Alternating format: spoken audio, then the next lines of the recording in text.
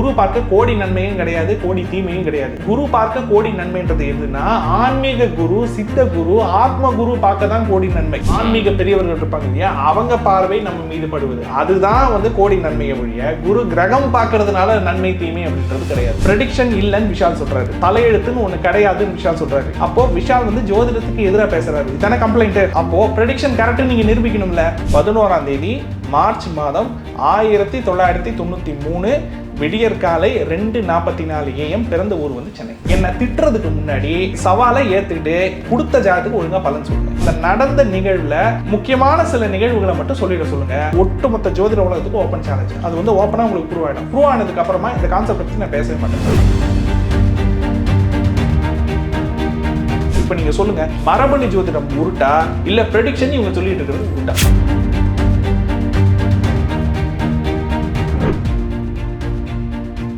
பக்தி கஃபே நேயர்களுக்கு வணக்கம்.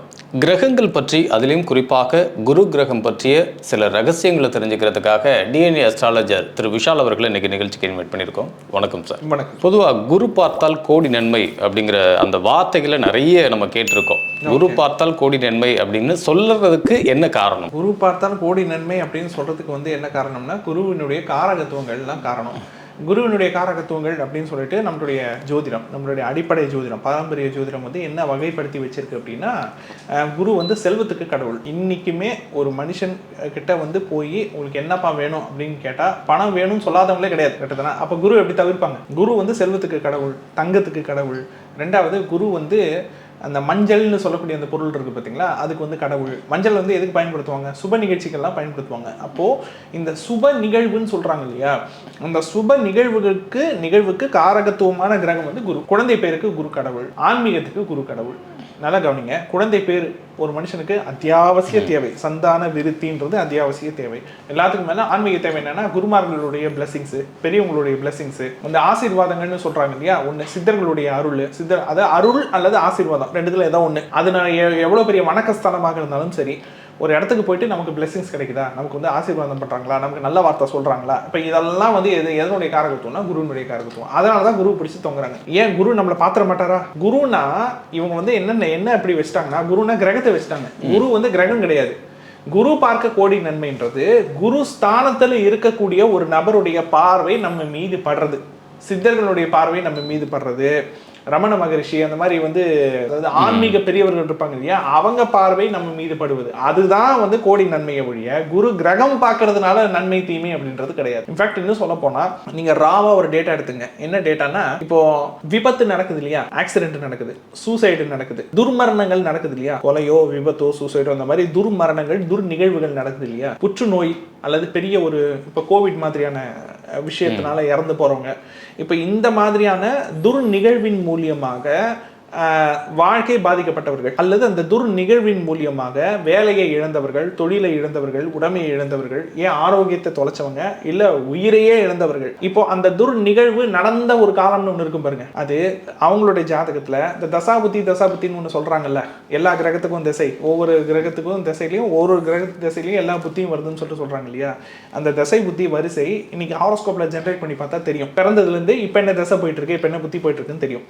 அதுல இந்த பெரிய விபத்துகளை சந்திச்சவங்க, சூசைடு அட்டெம்ப்ட் பண்ணி ஹாஸ்பிட்டலுக்குலாம் போய் பொழைச்சி அந்த மாதிரி வெளியே வந்திருப்பாங்களே, வாய்க்குள்ளே போயிட்டு வெளியே வந்திருப்பாங்க இல்லையா, சொல்லுவாங்க இல்லையா, அந்த மாதிரி நிகழ்வு. அப்புறம் பெரிய கொடிய நோய், கேன்சர் மாதிரியான கொடிய நோய், வைரஸ் மாதிரியான கொடிய நோயை சந்திச்சு அதுலேருந்து வெளியே வந்தவங்க, அந்த மாதிரி நிகழ்வை வந்து ஃபேஸ் பண்ணிட்டு வெளியில் வந்தவங்க, அவங்கெல்லாம் ஒரு குறிப்பிட்ட காலத்தில் இந்த நிகழ்வு ஃபேஸ் பண்ணியிருப்பாங்க பார்த்தீங்களா. அந்த நிகழ்வு நடந்த காலத்தை என்ன பண்ண சொல்லுங்கன்னா, டேட்டு, டைமு, மாதம் அந்த மாதிரி குறித்து வச்சுக்க சொல்லுங்க. குறித்து வச்சுக்கிட்டு அவங்களுடைய ஜாதகத்துக்கு போய் ஜென்ரேட் பண்ணி அது எந்த தசை புத்தி அந்த இடத்துல நடந்துச்சு அப்படின்னு சொல்லிட்டு செக் பண்ணி பார்க்க சொல்லுங்க. அதுல கண்டிப்பா குரு தசை, குரு புத்தி, குரு அந்தரம் இருக்கும் ஒண்ணு. அப்படி இல்லைன்னா இவங்க பாக்கியாதிபதினு புகழ்றாங்கல்ல, இந்த 12 பாவத்துக்கும் காரகத்துவம் இருக்குல்ல, எப்படி குருவுக்கு எப்படி காரகத்துவம் இருக்கோ அதே மாதிரி ரொம்ப பாசிட்டிவான ஒரு காரகத்துவம் எதுன்னு பாத்தீங்கன்னா பாக்கியஸ்தானம்னு சொல்லுவாங்க. பாக்கியஸ்தானம் வந்து 9ஆம் பாவம், 9ஆம் அதிபதி. இப்ப நான் வந்து தனுசு லக்னம், எனக்கு 9ஆம் வீடு என்னன்னு பாத்தீங்கன்னா சிம்மம். அப்ப எனக்கு 9ஆம் அதிபதி யாருன்னு பாத்தீங்கன்னா சிம்மத்துக்கு அதிபதி யாரு? சூரியன். அந்த சூரியன் தான் எனக்கு 9ஆம் அதிபதி. அப்போ சூரியனுடைய தசையோ, சூரியனுடைய புத்தியோ, சூரியனுடைய அந்தரமோ எனக்கு ஓடிச்சுன்னு வச்சுக்கோங்களேன், அப்போ எனக்கு பாக்கியாதிபதியினுடைய தசை புத்தி அந்தரம் ஓடிட்டு இருக்குன்னு அர்த்தம். இவ்வளவுதான் கான்செப்ட். இப்போ ஒருத்தர் கடக லக்னத்துல பிறகுறான்னு வச்சுங்க, 9ஆம் வீடே மீனம் தான், அப்போ 9ஆம் அதிபதியே குரு தான். அதே மாதிரி இப்போ வந்து ஒருத்தர் மேஷ லக்னத்துல பிறக்கிறாருன்னா அவருக்கு 9ஆம் வீடே தனுசு. அப்போ 9ஆம் அதிபதியும் குரு, இயற்கையில சுப கிரகமும் உங்களுக்கு வந்து குரு தான். கரெக்ட்டுங்களா? அப்போ இந்த 9ஆம் அதிபதியினுடைய தசை புத்தி அந்தரம், அப்படி இல்லைன்னா இந்த குருவினுடைய தசை புத்தி அந்தரம், அந்த பீரியட் இருக்கு பாருங்க, சப் பீரியடோ சப் பீரியடோ, அந்த 2 பேருடைய பீரியட்ல தான் இந்த உலகத்துல தனி மனுஷனுக்கும் சரி அல்லது ஒரு சமூகத்துக்கும் சரி நடக்கக்கூடிய நிகழ்வுகள் சொல்லுவாங்க பாருங்க, அது எல்லாம் நடக்கக்கூடிய காலகட்டம் அவங்கவுங்க ஜாதகத்துல இந்த 2 கிரகத்தினுடைய தசை புத்தியை கிராஸ் பண்ணா நடக்கிறதுக்கு வாய்ப்பே கிடையாது. அப்போ நீங்களே சொல்லுங்க, அப்ப இது நீங்க சுப கிரக கேட்டகரியில சேர்த்துவீங்களா, நீங்க என்ன கிரக கேட்டகரியில நீங்க சேர்த்துவீங்க?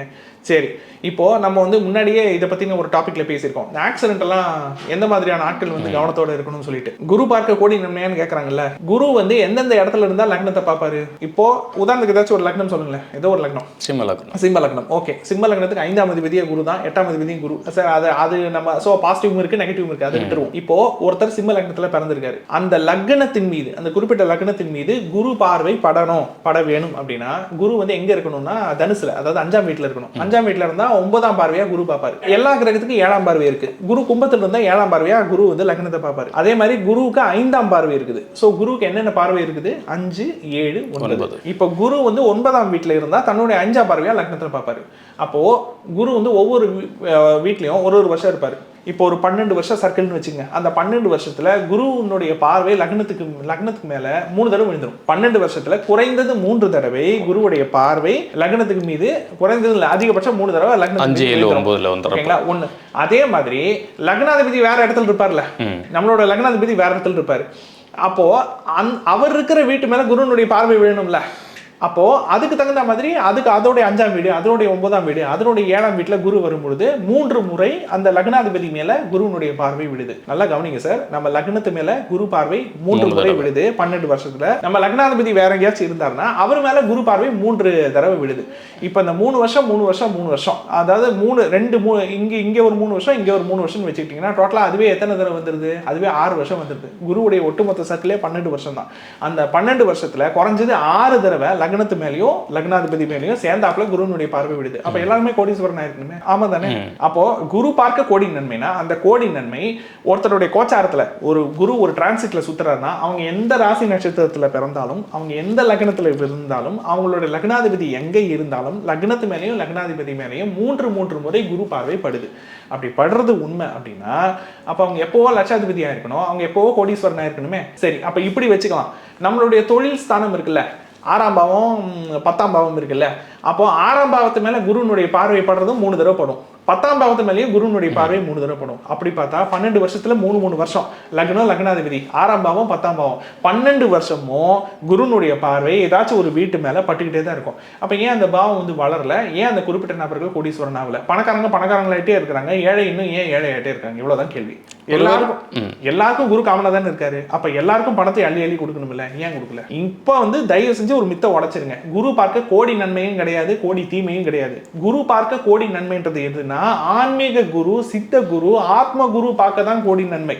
அந்த குரு ஸ்தானத்தை அடைஞ்ச மனிதர்கள் இருப்பாங்க பாருங்க, அவங்களுடைய தீட்சண்ய பார்வை மனுஷங்க மேல விழுறது, அதுதான் நன்மையை ஒழிய கடவுள் பார்வை மனுஷன் மேல விழுறது தான் அதுக்கு அர்த்தமே ஒழிய குருன்ற கிரகத்தினுடைய பார்வைக்கும் அதற்கும் எந்த சம்பந்தமும் இல்லை. ஒருவேளை குரு வந்து எல்லா தோஷங்களையும் தீர்க்கக்கூடியவர் அப்படின்னு சொல்றாங்கல்ல, அதனால எல்லா தோஷத்தையும் தீர்க்கக்கூடியதுங்கிறதுனால குரு பார்த்தா நமக்கு இந்த தோஷம் நீங்கி நன்மை பிறக்கும் அப்படிங்கிற மாதிரி சொல்லியிருப்பாங்களோ? அப்படின்னா இப்போ ஒன்றும் இல்லை, முன்னாடி நான் ஏற்கனவே சொன்ன மாதிரி ஒரு ஃபார்முலா ஒன்று சொல்லியிருந்தேன். இந்த உலகத்துல வந்து நிகழ்வை சந்திக்கிறவங்க, ஆக்சிடென்ட்டோ சூசைடோ மர்டரோ அந்த மாதிரி நிகழ்வை சந்திக்கிறவங்களுக்கு அவங்களுடைய பிறப்பு ஜாதகத்திலேயே வந்து குருவினுடைய தொடர்பு இருக்கும், 9ஆம் பாவத்தினுடைய தொடர்பு இருக்கும்னு சொல்லிட்டு இப்போ இங்கே வாழ்க்கையில் ஒரு தடவையாவது இவங்களுக்கு ஆக்சிடென்ட் நடந்திருக்குப்பா, இவங்களுக்கெல்லாம் நடந்திருக்கு, ஏற்கனவே நடந்தவங்க இருப்பாங்களே, அவங்க ஜாதகத்தெல்லாம் நீங்கள் எடுத்து பாருங்க.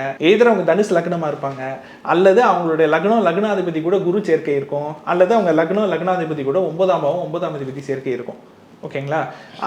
அந்த தொடர்பே எனக்கு இல்லை, எனக்கு குருவினுடைய வாடையே இல்லை, தொடர்பே இல்லை அப்படின்றவங்க அவங்க பார்த்தீங்கன்னா அவங்க விபத்தெல்லாம் பெருசாக அவங்க சந்திச்சே இருந்திருக்க மாட்டாங்க. குரு உண்மையிலேயே சுப கிரகமா? அது சுப கிரகம், அதனுடைய காரகத்துவம் ஓகே. ஆனால் குரு ஒரு இடத்துல இருக்கிறார் அப்படின்னா அவருடைய தன்மையை பிரதிபலிக்கிறாரா அல்லது ராகுனுடைய கர்மாவை அவர் வந்து சுட்டி காட்டுறாரா அப்படின்னு பார்த்தா ராகுனுடைய கர்மாவை சுட்டி காட்டக்கூடிய ஒரு கருவியாகத்தான் குரு வந்து இயங்கிக் கொண்டிருக்கின்றார். அப்போ அப்படி இருக்கும் பொழுது குரு அங்கே வேலை செய்யாது, உள்ளுக்குள்ள இருக்கிற ராகுவினுடைய காரகத்துவம் தான் வேலை செஞ்சுட்டு இருக்கும். இப்போ இந்த ராகுனால இவங்க இந்த பாதிப்பெல்லாம் சொல்றாங்கல்ல, அந்த பாதிப்பெல்லாம் என்னன்னு பார்த்தீங்கன்னா டிரான்சிட் குரு வரும்போது தான் அந்த பாதிப்பெல்லாம் ஏற்பட்டு இருக்கும். ஸோ இப்போ இவங்க என்ன புரிஞ்சுக்கிறாங்க அப்படின்னா, காரகத்துவத்தை எடுத்துக்கிறாங்க, கரெக்டாக அந்த கிரகத்தோட கோத்துக்கிறாங்க, அந்த கிரகத்துக்கும் அந்த காரகத்துவத்தையும் சம்மந்தப்படுத்தி இவங்க பலன் சொல்லிட்டு இருக்காங்க. ஆனால் காரகத்துவத்தை விட்டுட்டு உண்மையான கர்ம பதிவை அந்த இடத்துல வச்சு பார்த்தாங்கன்னா அப்படின்னா தான் உண்மையாக இந்த நிகழ்வு நடக்கிறதுக்கும் அதுக்கும் அந்த அந்த கிரகத்தினுடைய பார்வைக்கு என்ன தொடர்பு இருக்குது அப்படின்றது உங்களுக்கு தெரிய வரும். ஆனால் நிறைய ஜோதிடர்கள் என்ன சொல்கிறாங்கன்னா, ஒரு ஜாதகரோட அவர் நல்லவரா கெட்டவரா, அவரோட குணநலன்கள் என்ன அப்படிங்கிறது குருவை வச்சு சொல்லிடலாம் அப்படிங்கிறாங்க. அப்படி இருக்கா? இல்லை, அப்படி குருவை வச்சு சொல்கிற மாதிரி இருந்தால் நான் வேணால் ஒரு உதாரண ஜாதகம் ஷேர் பண்ணுறேன், ஓகேங்களா? அந்த ஜாதகத்தை பற்றின எந்த தரவையும் நான் சொல்லலை, வெறும் ஆனா பெண்ணான்றதை மட்டும் நான் சொல்லிடுறேன். அந்த ஜாதகத்தை நான் இப்போ பார்க்குறேன், பார்த்துட்டு அதனுடைய டேட் ஆஃப் பர்த்து, டைமு, பிளேஸை நான் இப்போ ஷேர் பண்ணுறேன். உண்மையிலேயே இந்த ப்ரெடிக்ஷன் உண்மைன்னு சொல்கிறவங்க, கமெண்ட்ஸில் நம்மளை வந்து திட்டுறவங்க, ஜோதிடராக இருந்தாலும் சரி, மக்களாக இருந்தாலும் சரி, உண்மையிலேயே யாருக்காச்சும் திராணின்னு இருந்துச்சு அப்படின்னா அந்த நபருக்கு பிறப்பிலிருந்து இப்பொழுது வரை அவருடைய வாழ்வில் என்ன நடந்ததுன்றதை மட்டும் வேணால் சொல்லுங்கள். ரொம்ப சிம்பிள். இந்த மாதிரி நான் ஏற்கனவே ஒரு குரூப்பில் ஷேர் பண்ணியிருக்கேன் சார். நான் இப்போ வந்து என்ன பண்ணுறேன்னா, அந்த பர்த் டீட்டெயில் இருக்குல்ல, அந்த பர்த் டீட்டெயில் இப்போ நான் வந்து ஷேர் பண்ணுறேன், ஓகேங்களா? இந்த மாதிரி வேற ஒரு ஜாதகம் ஏற்கனவே நான் ஷேர் பண்ணியிருக்கேன், அதுக்கு இன்னி வரைக்கும் பதிலாம் வரல. உதாரண ஜாதகம் போட்டு கேள்வி கேட்டேன்னு வச்சுங்க, எல்லாரும் ஆஃப் ஆகிடுவாங்க, அப்போல்லாம் யாரும் பதில் சொல்ல மாட்டாங்க. அப்புறம் வந்து இந்த கும்பலில் குரல் விடுவாங்க பார்த்தீங்களா, ஹோய்னு குரல் விடுவாங்க பாருங்க, அந்த மாதிரி கமெண்ட்ஸில் வந்து கடிக்கிறதுக்கு மட்டும் வந்துடுவாங்க. ப்ரெடிக்ஷன் இல்லைன்னு விஷால் சொல்கிறாரு, தலையெழுத்துன்னு ஒன்று கிடையாதுன்னு விஷால் சொல்கிறாரு. அப்போது விஷால் வந்து ஜோதிடத்துக்கு எதிராக பேசுகிறாரு, இதானே கம்ப்ளைண்ட்டு? அப்போது ப்ரெடிக்ஷன் கரெக்டுன்னு நீங்கள் நிரூபிக்கணும்ல. நீங்கள் எதிர்கால பலனை சொல்லி இன்னும் 10 வருஷம் கழிச்சு அவருடைய வாழ்க்கை எப்படி இருக்க போகுதுன்னு நீங்கள் சொல்லி 10 வருஷம் கழிச்சு அவருடைய வாழ்க்கை எப்படி இருக்க போகுதுன்னு பார்க்குற அளவுக்கெல்லாம் பொறுமை எங்களுக்கும் கிடையாது, சேனலுக்கும் கிடையாது.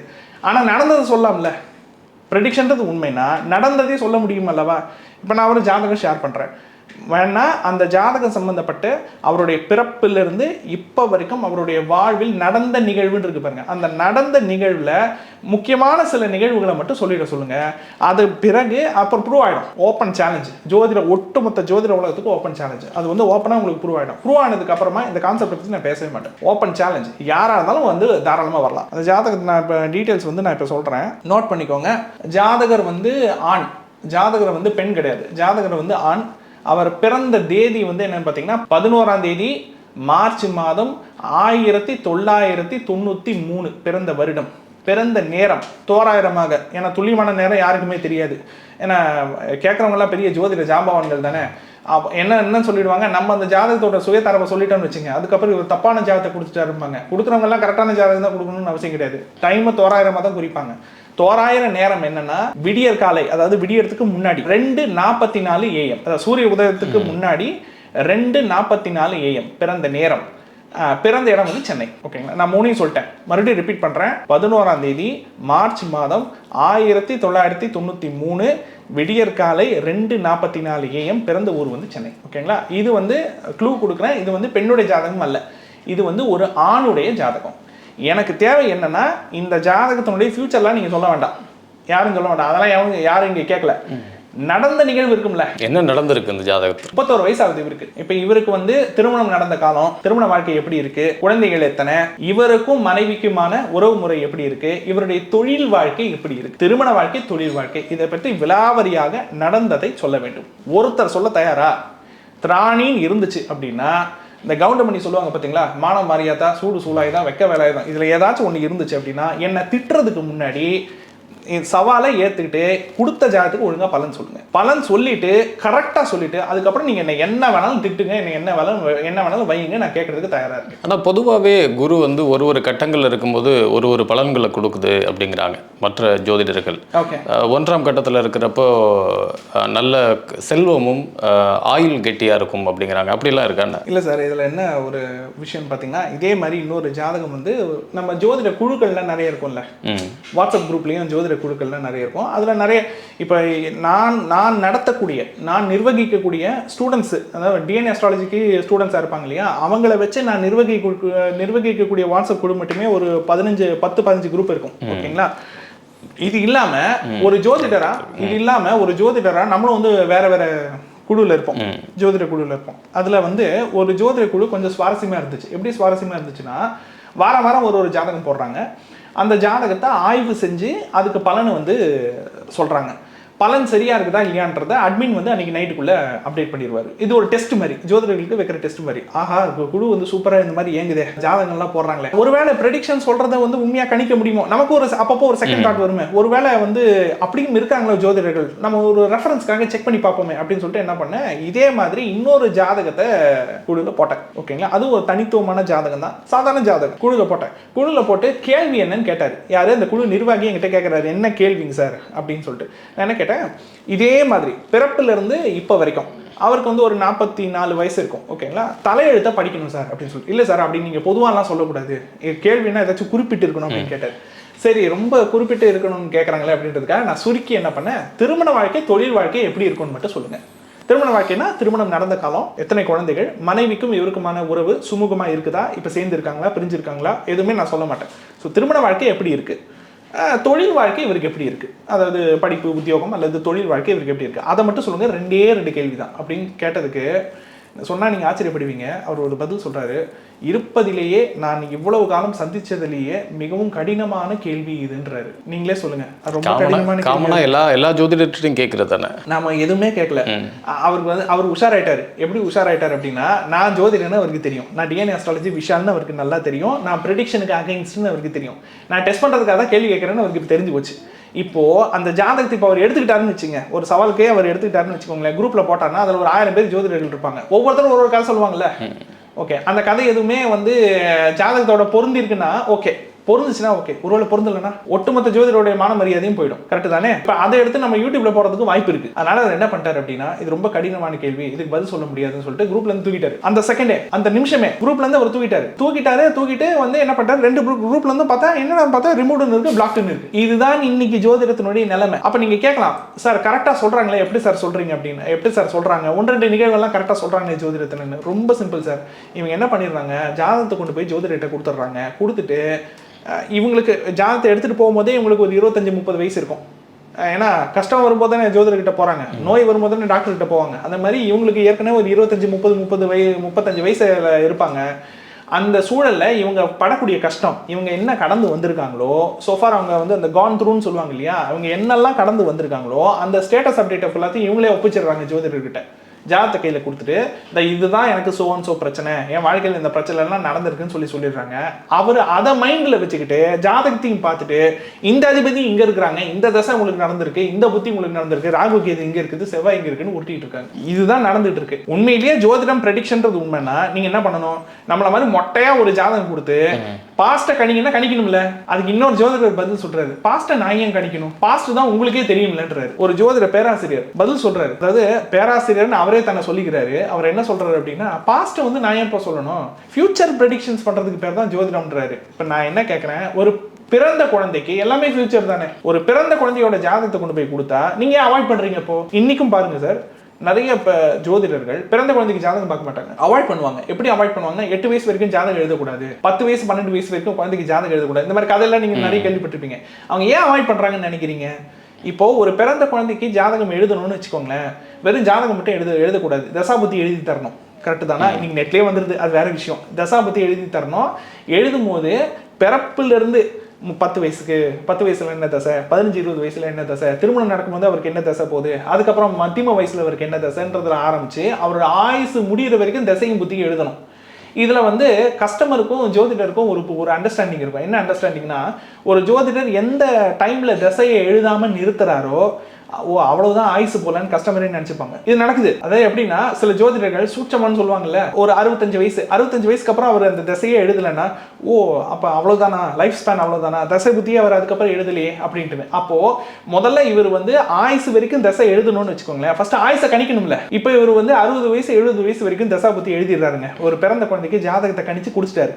70 வயசு வரைக்கும் ஒரு திசை புத்தி எழுதிட்டாரு. இன்னென்ன காலம் இன்னும் இப்படி எல்லாம் இருக்கும், இவருக்கு 60 வயசுல ஆரோக்கியம் இப்படி இருக்கும்னு ப்ரெடிக்ஷன்ஸ், ஜெனரல் ப்ரெடிக்ஷன் மாதிரி எழுதி கொடுத்தாரு. ஒருவேளை தப்பி தவறி, ஒரு பேச்சுக்காக சொல்றேன், ஒருவேளை அந்த குழந்தை தெரியாதனமா ஒரு 8 வயசுல தவறிடுச்சுன்னு வச்சுங்க, ஒரு 10 வயசுல அந்த குழந்தை தவறிடுச்சுன்னு வச்சுங்க, அடுத்து என்ன பண்ணுவாங்க? 70 வயசு வரைக்கும் லைஃப் ப்ரெடிக்ஷன்ஸ் எழுதி கொடுத்தாரு இல்லையா, வீடு தேடி போய் சட்டையை பிடிச்சிருவாங்கல்ல. என்னப்பா 70 வயசு வரைக்கும் அந்த குழந்தைக்கு லைஃப் ப்ரெடிக்ஷன் எழுதி கொடுத்தீங்க, அந்த குழந்தை 8 வயசுலேயே தவறிடுச்சுன்னு கேட்டுருவாங்க இல்லையா? கேட்டும்போது அவர் மாட்டிப்பாரு. அப்போ இவருங்க இங்க என்ன பிரச்சனை பார்த்தீங்கன்னா, ஆயுசை கணிக்கிறதுக்கும் இந்த ஜோதிடத்தில் முறையான கணிதம் கிடையாது, ஃபார்முலாவே கிடையாது. இத்தனை வயசு வரைக்கும் தான் உயிரோடு இருப்பாங்கன்னா ஜோதிடத்தில் சொல்ல முடியாது. அதை வெளிப்படையாக அவங்ககிட்ட சொல்ல முடியாதுல்ல. அதனால என்ன பண்ணிடுவாங்க அப்படின்னா, 8 வயசு வரைக்கும் ஜாதகம் எழுதக்கூடாது, 10 வயசு வரைக்கும் ஜோதிடமே பார்க்கக்கூடாதுன்றுவாங்க. ஏன்னா முதல்ல 10 வயசு வரைக்கும் அந்த குழந்தை சர்வைவ் ஆகி வரட்டும். வந்ததுக்கு அப்புறமா 15-20 வயசு வந்ததுக்கு அப்புறமா ஏற்கனவே அப்பா அம்மாவுக்கு பிள்ளைய பத்தி தெரியுமில்ல, பையனோட கேரக்டர் என்ன, பையன் எப்படி படிச்சிருக்காரு, ஸ்கூல்ல அவருடைய பர்ஃபார்மன்ஸ் என்ன, காலேஜ்ல அவருடைய பர்ஃபார்மன்ஸ் என்ன. இப்போ திருமண வயசு வரும்போது அவங்க ஜாதகம் பார்க்க போகும்போது இது வரைக்கும் நாங்கள் ஜாதகமே பார்த்ததில்லைன்னு பல பேர் சொல்லுவாங்க. அப்போ இது நாள் வரைக்கும் என்ன நடந்ததுன்னு அந்த குடும்பத்துக்கிட்டே கேட்டு இவங்க தெரிஞ்சுப்பாங்க. கேட்டு தெரிஞ்சுட்டு அதுக்கப்புறம் அதுக்கு தகுந்த மாதிரி உருட்டுவாங்க. இதுதான் இங்க நடந்துட்டு இருக்குது. இதுக்கு பேர் தான் உருட்டு. இப்போ நீங்க சொல்லுங்க, மரபணு ஜோதிடம் உருட்டா இல்ல ப்ரெடிக்ஷன் இவங்க சொல்லிட்டு இருக்கிறது உருட்டா? சரி, அப்போ பொதுவாக மற்ற ஜோதிடர்கள் எல்லாமே சொல்கிறது குரு வந்து 1ல் இருந்துச்சு அப்படின்னாக்கா ஒரு செல்வ செழிப்போடு இருப்பாங்க, 2ல் இருந்துச்சுன்னா ஒரு அரசு வேலை கிடைக்கும், 3ல் இருந்துச்சு அப்படின்னாக்கா அவங்களோட சகோதரிகள் மூலமாக அவங்களுக்கு உதவிகள் கிடைக்கும், இப்படி வகுத்து வச்சுருக்காங்க இல்லையா? அப்போ இது எல்லாமே பொய்ன்னு சொல்கிறீங்களா?